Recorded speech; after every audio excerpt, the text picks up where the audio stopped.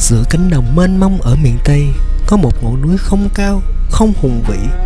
Người ta gọi nó là núi nổi vì nó nhô lên giữa đồng bằng như một ốc đảo. Trên đỉnh núi nhỏ ấy là một ngôi chùa mà nhiều người ở vùng Tân Châu, An Giang quen gọi là Phù Sơn Tự hay chùa núi nổi.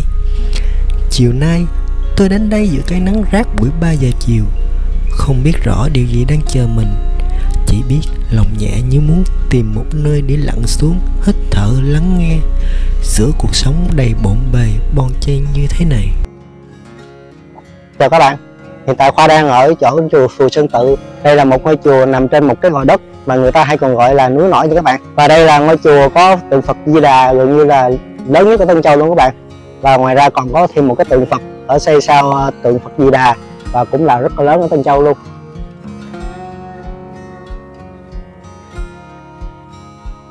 Đây là một con đường phía sau chùa này các bạn. Con đường này là con đường đồng, các bạn có thể đi thẳng con đường này và quẹo ra cái đường lộ phía ngoài đây. Còn mà các bạn đi ô tô hoặc là các bạn muốn mà đi đường dễ đi hơn thì các bạn nó sẽ có một cái đường thẳng dài lên đây này. Đó, rồi đi sẽ đi bật ngược hơn. Nếu mà các bạn đi hướng từ Tân Châu qua Vĩnh Sương đến chùa núi nổi nữa thì đi đường ngoài nó sẽ xa hơn. Còn nếu mà chạy đường trong thì nó hơi khó đi chút xíu, nhưng mà nó sẽ gần hơn rất là nhiều. Hồi nhỏ mình đi xe đạp mình cũng thường hay chạy từ đường này nữa rồi, và chạy vòng vòng trong lòng này chơi rất là vui.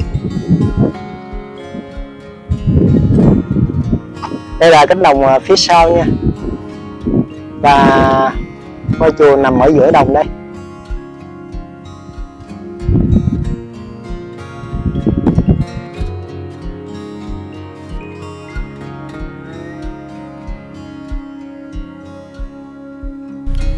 Ngày xưa, ngôi chùa không rộng và khang trang như bây giờ. Lúc đó, mình cùng những đứa trẻ hàng xóm đạp xe đến 10 km để đến được chùa vui chơi. Nhìn từng gốc cây, bây giờ nó đã rất to hơn xưa. Đó cũng là những kỷ niệm từ thời tuổi trẻ của mình. Đạp xe đi khắp nơi và không ngại đường xa hay nắng xá. Bây giờ, ngôi chùa được xây rất là khang trang. Mỗi bậc thang, mỗi tiểu cảnh, mỗi bức tượng như được đặt rất có chủ ý. Có chỗ thì thanh tịnh, có chỗ thì rêu phong, có chỗ thì sáng như vừa mới được quét sạch ban sáng. Ở chính giữa sân chùa là tượng Phật Quan Âm cao lớn, nét mặt từ bi, ánh mắt nhìn xa xa như đang lắng nghe lời khấn của ai đó. Mình thì không khấn gì cả, chỉ đứng lặng yên một lúc.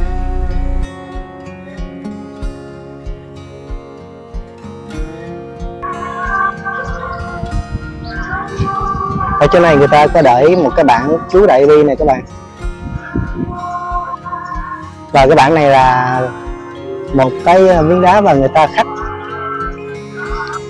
khắc nguyên một bảng chú Đại Bi lên trên đá luôn nha. Thì khắc như thế này á thì sẽ rất là bền theo tháng năm luôn các bạn. Khắc chìm lên các bạn.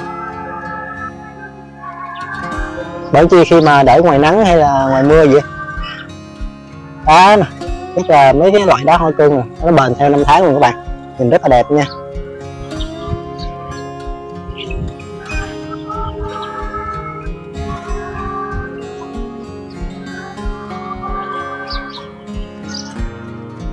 Và bên đây là bản 12 đại nguyện Quán Thế Âm Bồ Tát.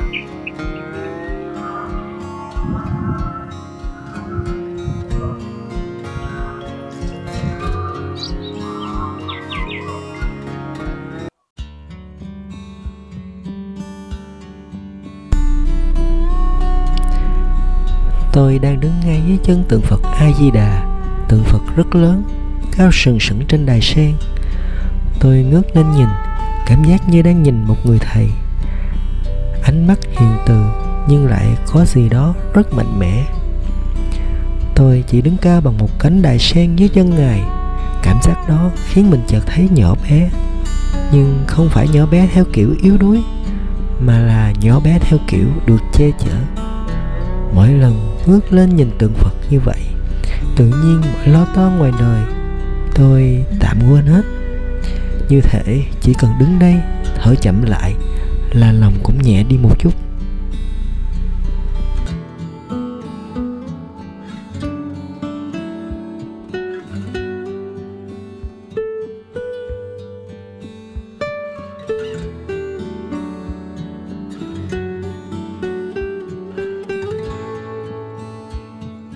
Phật rất là to nha.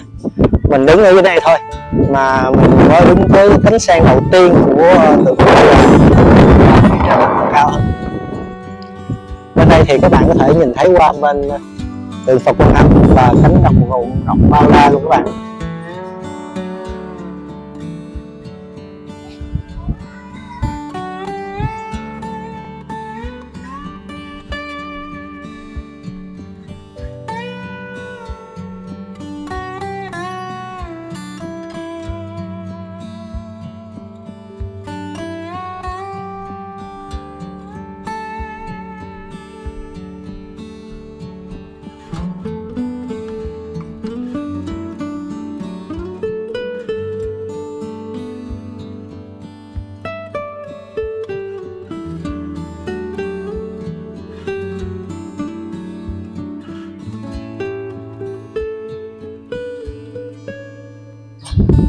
Giờ này là cũng hơn 3 giờ chiều rồi các bạn. Và ở giữa cánh đồng ruộng bao la như thế này, dưới chân tượng Phật thì khi các bạn đến đây, các bạn chỉ nghe được những tiếng chuông ngân, tiếng gió, tiếng chim hót và tiếng máy tụng kinh.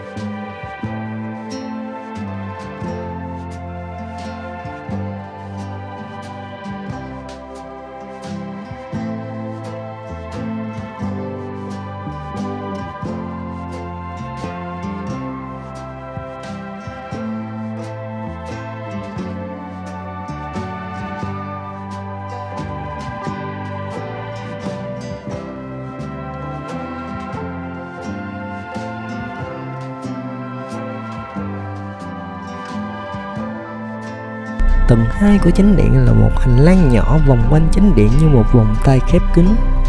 Tôi bước từng bước chậm. Dưới chân là nền đá mát lạnh, phía trên là mái cong cổ kính và những lồng đèn đỏ được treo xung quanh. Tiếng chuông ngân vang đâu đó trên cao, chậm rãi từng hồi như gọi lòng người dừng lại. Tôi nhìn ra bên ngoài là cánh đồng lúa trải dài bất tận. Xa xa là hàng dừa, mái nhà, những bóng cây đổ dài dưới nắng chiều. Ở trong chánh điện có ghi bản nhắc không quay phim chụp ảnh, nên tôi không quay bên trong. Vì đôi khi điều linh thiêng không cần phải ghi hình, chỉ cần cảm nhận bằng mắt, bằng lòng là đủ rồi. Tôi đứng lại một lúc lâu ở hành lang, không nói gì, chỉ nhìn ra cánh đồng lúa xanh mướt đang xào xạc trước gió. Có những nơi chỉ cần đứng yên là một cách để lắng nghe chính mình.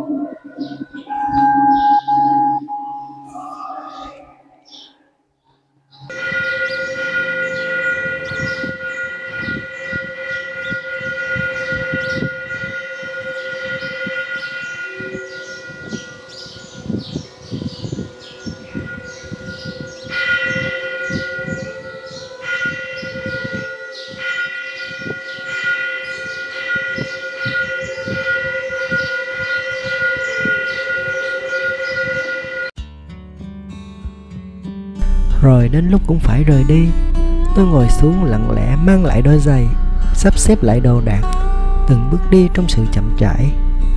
Tôi bước ra cổng chùa. Phía trước là hình mũi tàu với bê tông sơn màu đỏ nổi bật giữa sân. Trên đầu mũi tàu có tượng Quan Âm Bồ Tát, tay mình cam lồ, ánh mắt Ngài đang nhìn thẳng ra cánh đồng xa. Mình đứng lại nhìn về hướng đó. Có một con quạ đen vừa đáp xuống sân. Nó không kêu, chỉ nghiêng đầu nhìn mình một lúc rồi nhảy qua bên mé. Cái khoảnh khắc nhỏ đó làm mình thấy được như có điều gì đó nhắc nhở lặng lẽ và sâu sắc. Gần đó là một bia ghi rõ di tích lịch sử núi nổi. Tôi đọc lại vài lần rồi bước đi. Rời khỏi Phù Sơn Tự, nắng chiều đổ xuống gay gắt. Tôi ghé vào một quán cà phê nhỏ dưới cầu Tân An, gọi một ly cà phê, ngồi đó một mình nhìn ra đường xe chạy. Trong lúc ngồi uống cà phê, tôi chợt nghĩ, có những nơi chúng ta đi qua không phải lúc nào cũng tìm thấy những điều gì đó lớn lao. Đôi khi chỉ cần ngồi xuống thở một chút và ngẫm lại hành trình cuộc sống. Tôi đã đi qua bao nhiêu chặng đường rồi, những bài học nào tôi đã học được, và tôi còn thiếu điều gì để bước tiếp. Quán cà phê này giống như một chặng đường dừng chân nhỏ trong chuyến hành trình dài, một nơi để tĩnh tâm, để nhìn lại chính mình trước khi tiếp tục hành trình mới.